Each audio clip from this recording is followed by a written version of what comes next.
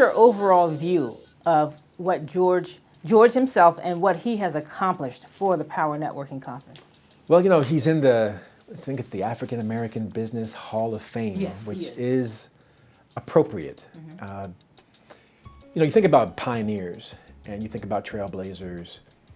I mean, we often think of the likes of a Rosa Parks or a Martin Luther King, or more recently a Reginald Lewis or a John Johnson or a Bob Johnson. But for our generation, I mean, George is literally one of our trailblazers. When George wrote the book Success Runs in Our Race, networking wasn't even on our radar.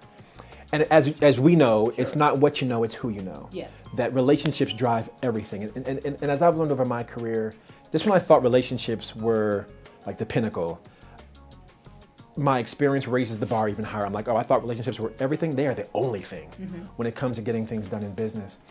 And so George has left a footprint and a legacy, not only of the idea, which the book helped to proliferate, but he's left an infrastructure that is more institutional that can continue that work after he's moved on. Now, my definition of a real legacy is that the work continues after you've left this planet. Yes. That if it dies with you, then it's not a legacy. It's perhaps a memory. Yes. It's perhaps a light, but it's not a legacy. I think what George has done is he's built the infrastructure through the conference, through his seminars, through his webinars, through his publications, through his books, through his example.